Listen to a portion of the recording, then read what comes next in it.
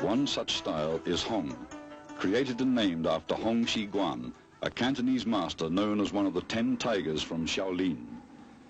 He was a disciple of the famous Shaolin abbot Ji San, who, after escaping the burning of the Shaolin, became the major figure responsible for spreading Shaolin Kung Fu throughout southern China. Here in Hong Kong, Master Zhou Qiling demonstrates the Hong style's famous tiger and crane form.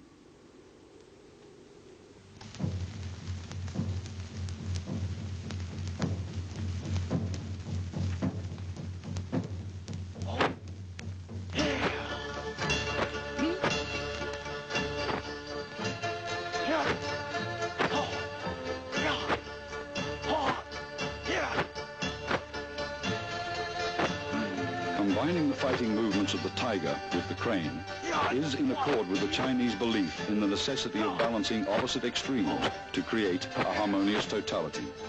In Kung Fu, this concept is referred to as hardness and softness. The hard is represented by the tiger and the soft by the crane. Therefore, the fierce tiger's power and directness in attacking is complemented by the elegant crane's speed and elusiveness in combat. In Hong Shi Guan's tiger and crane form, then, the hard elements of combat are subtly wedded with the soft elements in order to create a complete fighting method. Observe the intense exertion in muscular power required in the opening movements. Despite this seeming hardness, there is a certain absence of rigidity or stiffness, which is replaced by a fluidity or softness in the execution of each move. This form exemplifies the concepts of the unification of softness and hardness, in that applied muscular tension is subtly balanced with relaxation. The total intensity apparent in these motions demonstrates the total concentration of physical and mental energy, which is the key to performing this form correctly.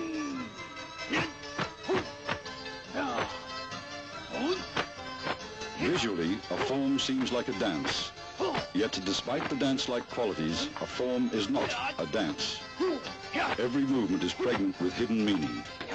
Behind those elegant and intricate hand and foot patterns are deadly techniques that can injure, maim, blind, emasculate, or even kill.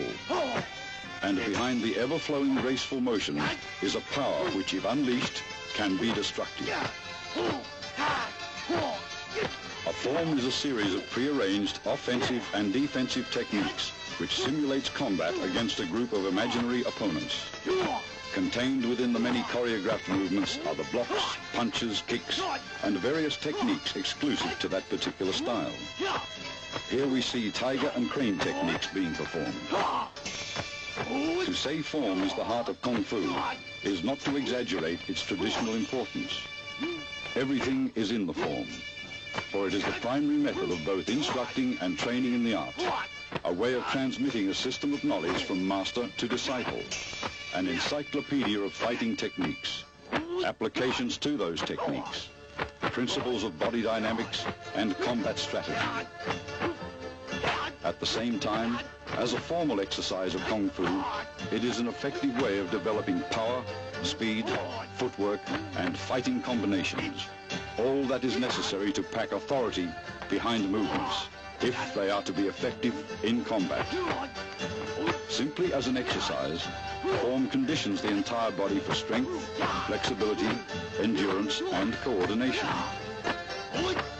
Still on the purely artistic level, a form is beauty and a grace of motion, a visual poem or a musical composition that allows the individual, through his body, a profound means of self-expression. When executed with precision and virtuosity, a form epitomizes the aesthetic. Kung Fu is power concealed in elegance.